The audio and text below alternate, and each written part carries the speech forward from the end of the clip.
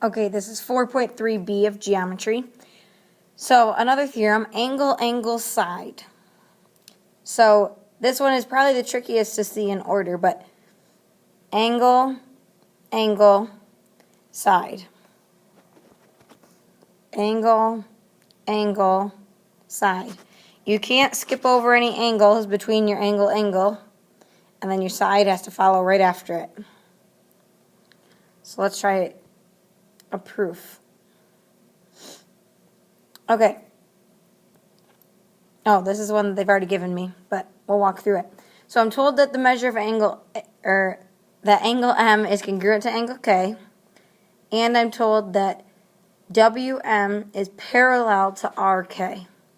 Okay, well, just looking at this, I personally first, they do the angles first, but I would say that, look, we've got reflexive here, right? Those are going to be congruent by reflexive. And if I'm going to use angle, angle, side, I need angle, angle, side. So the angle that I'm missing is this angle right here. And if I look at it on the other side, angle, angle, side, the angle I need is right there. And then if I use the fact that they're parallel, I can see that those are alternate interior angles. So I prove that those angles are congruent by alternate interior, and I prove that WR is congruent to WR by reflexive, and then I can prove that the triangles are congruent using AAS. So let's try our own here. First thing I do is rewrite my given. So angle S is congruent to angle Q, and RP bisects angle SRQ. That's given. What does it mean to bisect? Do you remember? Bisect means that it splits it, that's what the sex part means, into two. Bi means two. So it splits it into two equal parts. So RP splits SRQ. So on here, I can mark these two angles are congruent.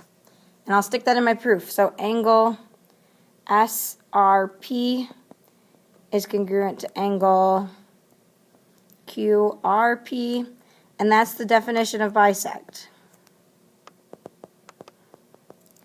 We'll stick an angle bisector. Okay, now if I'm trying to prove this by ASA, right, because that's what section we're in, or sorry, AS. I've got A, so I need this side here, the PR, which is good because I know that I can say that PR is congruent to PR by reflexive.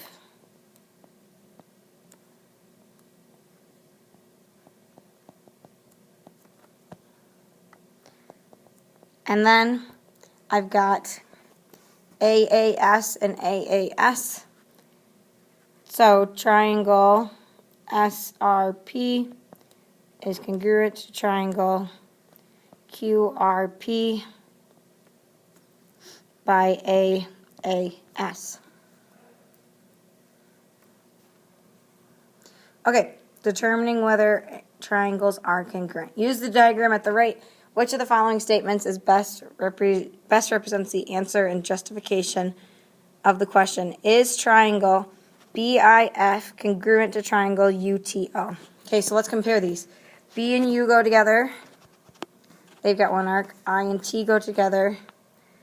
They've got one mark. Nothing marked on my angles. And then if I look at my sides, BF should match up with UO, but it doesn't. So over here, I've got angle, angle, side, and I've got angle, angle, side. But notice which ones I started with. Over here, I started with the two arcs. Over here, I started with the one arc. Angle, angle, side. This one I did angle, angle, side. So they are not congruent. Because BF, this side here, does not correspond with OT. Okay, let's look at our got it question down here. So are triangles PAR and SIR congruent? So angle A and angle I match up. That's right. I've got PR, which is my first and my last letter, and I've got SR, which is my first and my last letter. So those match up. And then I can use